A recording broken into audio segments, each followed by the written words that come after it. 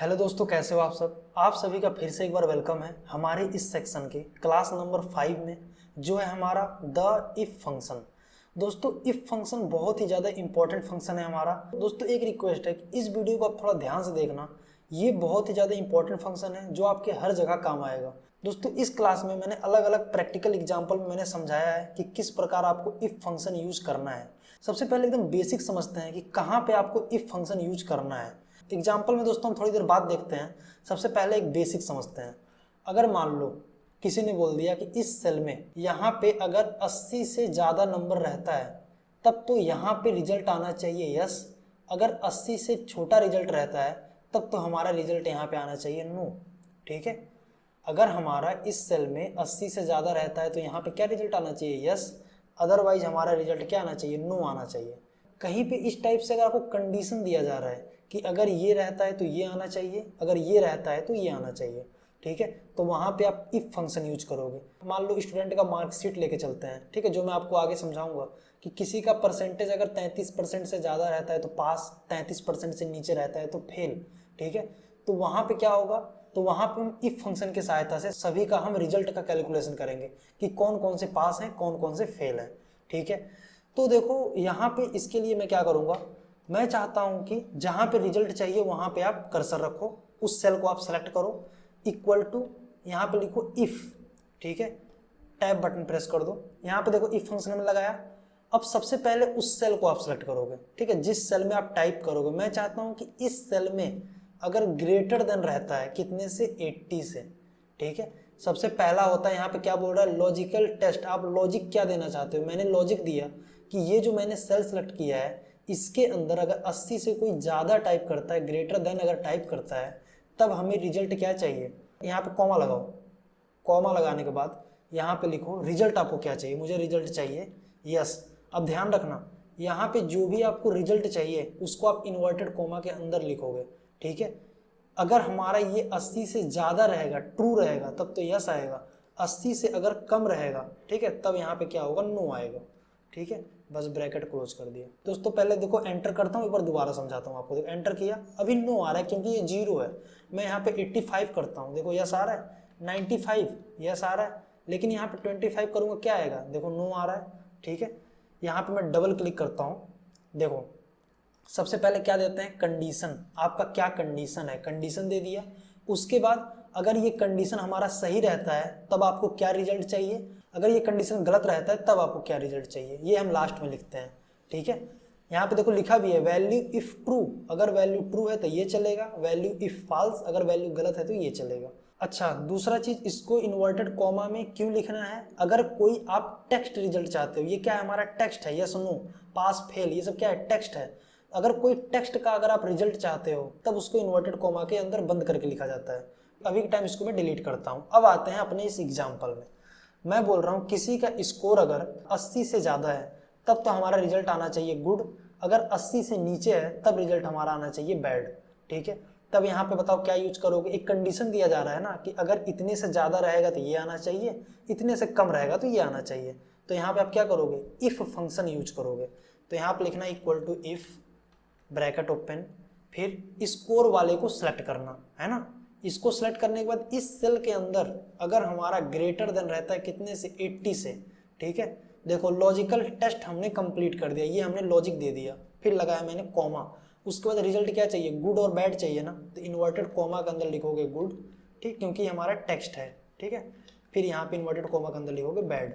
ठीक है, ठीक है, आपको रिजल्ट क्या चाहिए, गुड और बैड चाहिए, जो हमारा क्या एक टेक्स्ट एंट्री है। ठीक है, तो इसलिए हमने इसको इन्वर्टेड कॉमा के अंदर लिख दिया, फिर मैंने कर दिया एंटर। अब बार बार सबको निकालने की जरूरत नहीं है, इसको यहाँ से ऐसे ड्रैग कर दो। ठीक है, लेकिन दोस्तों आप बार बार फॉर्मूला लगाना जिससे कि आपको इफ फंक्शन थोड़ा समझ में आ जाए। ठीक है, जिससे आपका अच्छा प्रैक्टिस हो जाए। ठीक है, बार बार आप ऐसे फॉर्मूला लगा लेना। ठीक है, ड्रैग व्रैग चक्कर में बाद में पढ़ना। ठीक है, अब इसी में अगर किसी ने बोल दिया कि यहाँ पे मुझे जिसका 80 से ज़्यादा है उसका गुड आना चाहिए, ठीक है, लेकिन जिसका 80 से कम है उसके आगे कुछ नहीं, वो हमारा खाली रहना चाहिए, ब्लैंक रहना चाहिए। ठीक है, तब इसके लिए क्या करोगे, देखो छोटा डेटा है तो आपने सेलेक्ट करके ऐसे डिलीट कर दिया, लेकिन 1000 लोगों का डेटा है तो कब तक ऐसे डिलीट करोगे। हम चाहते हैं जिसका 80 से ज़्यादा है गुड आना चाहिए और 80 से नीचे वाला ब्लैंक आना चाहिए। ठीक है, कुछ भी नहीं लिखा रहे। ठीक है, तो इसके लिए आप क्या करोगे, यहाँ पे बहुत ही आसान है, जो आपने यहाँ पे इफ लिखा ना, फिर इसको सेलेक्ट करके आपने क्या लिखा था, 80 से ज़्यादा रहेगा तो क्या आना चाहिए, गुड, तो लिख दो गुड। लेकिन अब मैंने ये बोला कि अगर 80 से ज़्यादा नहीं रहेगा तो क्या आना चाहिए, कुछ भी नहीं आना चाहिए। तो कुछ भी नहीं के लिए मतलब खाली करने के लिए इन्वर्टेड कोमा स्टार्ट करके बंद कर दो, 2 बार इन्वर्टेड कोमा लगा दो, ठीक है, बस ब्रैकेट क्लोज करके एंटर कर दो। एक चीज़ दोस्तों और मैं बताता हूँ, इन्वर्टेड कोमा लगाने में गलती मत करना, मैंने बहुत लोगों को देखा है, ठीक है। इन्वर्टेड कोमा एंटर के बगल में रहता है, शिफ्ट के साथ आपको प्रेस करना है, ठीक है। मैंने कर दिया एंटर, देखो गुड आ रहा है। अब वहीं पे गुड आएगा जो हमारा 80 से ज़्यादा रहेगा, अब बाकी हर जगह ब्लैंक आपका आएगा, ठीक है। ये एग्जाम्पल हमारा ओके हो गया, ठीक है। प्रैक्टिस अब जरूर करना। अब समझते हैं दूसरा एग्जाम्पल।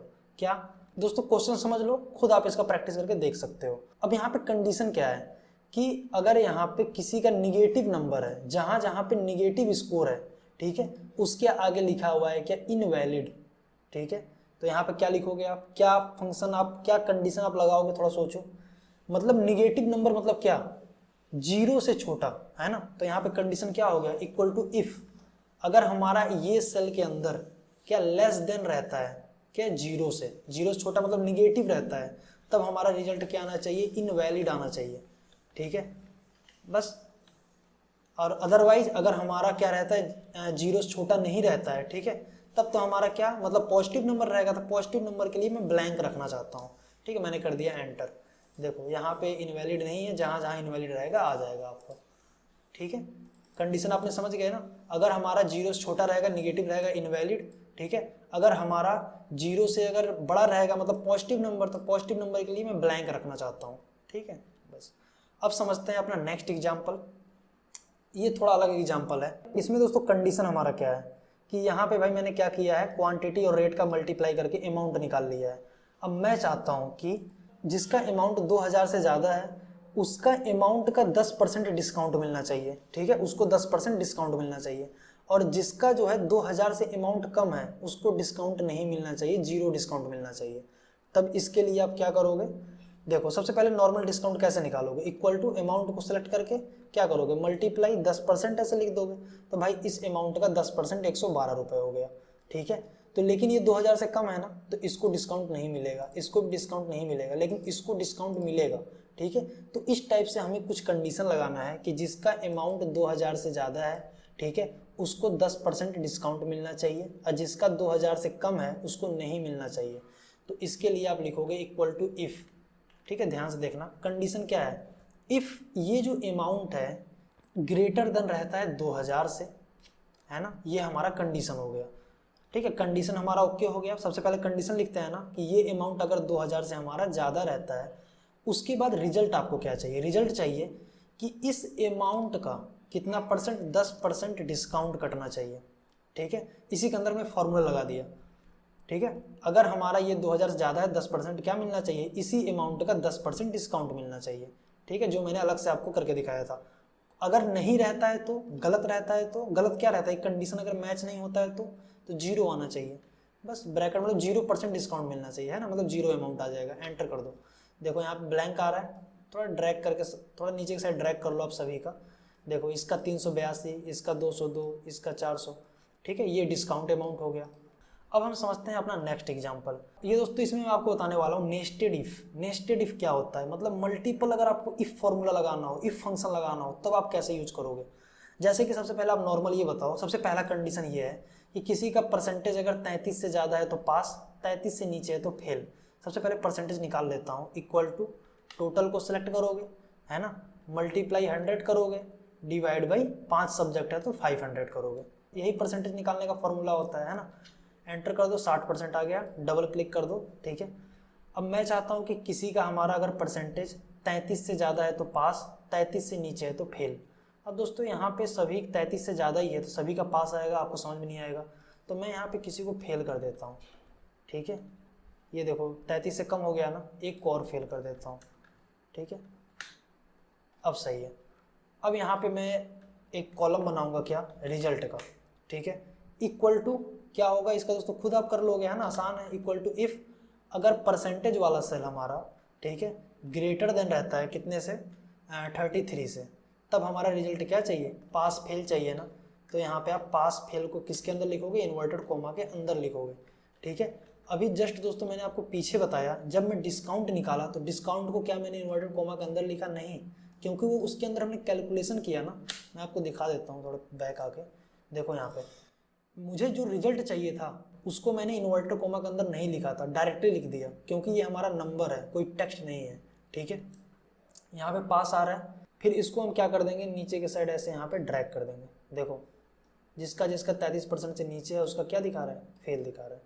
ठीक है, अब आपको करना क्या है, सबसे मोस्ट इंपॉर्टेंट, ठीक है, क्या ग्रेड निकालना है। डिपेंड करता है, स्कूल के ऊपर डिपेंड करता है कि अपने हिसाब से वो ग्रेड का एक कंडीशन बनाते हैं। लेकिन अभी के टाइम इस एग्जाम्पल में हम समझते हैं कि किसी का अगर परसेंटेज 60 से ज़्यादा है तो ए ग्रेड, 45 से ज़्यादा है तो बी ग्रेड, 33 से ज़्यादा है तो सी ग्रेड, 33 से नीचे वाले डी ग्रेड या फेल मान लो। ठीक है, तो इस टाइप से अगर लगाना हो कि किसी का परसेंटेज 60 से ज़्यादा है तो ए ग्रेड आ जाना चाहिए।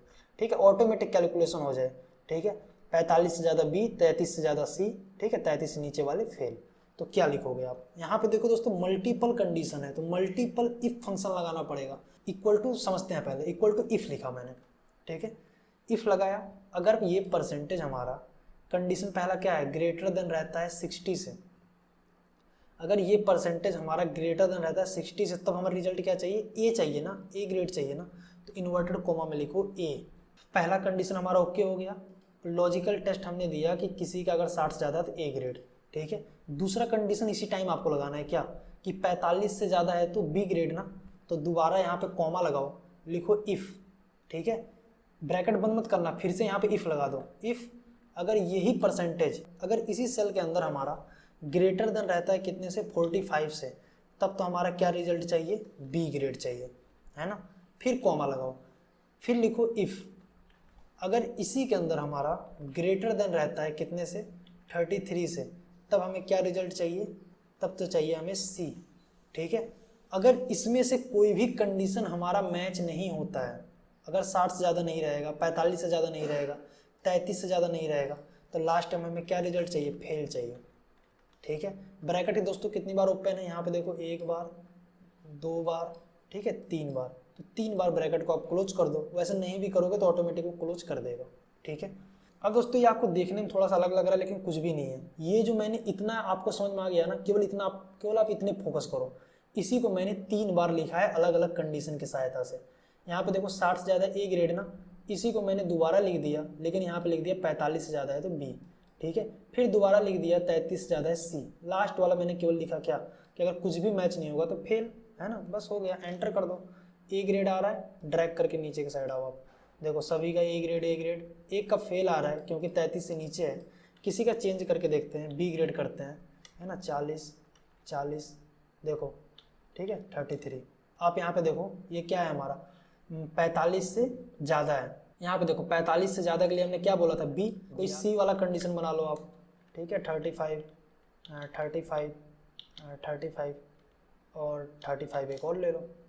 ठीक है, अभी 45 आ रहा है, अभी 45% से ज़्यादा है, 45.2 है ना, तो यहाँ पे ले लेता हूँ मैं 80 ले लेता हूँ। देखो हमारा 33 से ज़्यादा वाले को हमने क्या बोला है? यहाँ पे बोला है सी ग्रेड आना चाहिए। इस टाइप से दोस्तों आप ग्रेड का कैलकुलेशन कर सकते हो। इसका आप 1-2 बार प्रैक्टिस कर लेना, तभी आपको ये समझ में आएगा। ठीक है, एक बार आपने देख लिया, लेकिन ज़्यादा से ज़्यादा इसका प्रैक्टिस करोगे तभी आपको ये समझ में आएगा। जब दोस्तों आप एडवांस का सेक्शन देखोगे ना, तो वहाँ पे आपको इतना बड़ा भी लिखने की जरूरत नहीं है। एक नया फंक्शन है क्या, इफ्स, जो मैं दोस्तों आपको एडवांस वाले सेक्शन में बता दूंगा। ठीक है, इफ्स। ठीक है, मल्टीपल इफ फंक्शन जो आपने बार बार यहाँ पे लगाया ना, इसके जगह पे आप डायरेक्टली इफ्स का भी यूज कर सकते हो, जो मैं आपको आगे बताऊंगा। लेकिन ये भी हमारा बहुत ज़्यादा यूज होता है, तो इसको आप ध्यान से बार बार प्रैक्टिस करो, जिससे आपका लॉजिक क्लियर हो जाए। ये दोस्तों था हमारा आज का क्लास क्या, इफ। लेकिन इसके साथ साथ हमारे और भी यूज होते हैं, क्या, एंड फंक्शन, और फंक्शन और नॉट फंक्शन। ठीक है, इन तीनों के कॉम्बिनेशन की सहायता से इफ फंक्शन का आप किस प्रकार यूज कर सकते हो, थोड़ा सा एडवांस क्लास होगा। अब मिलते हैं अपने नेक्स्ट क्लास में।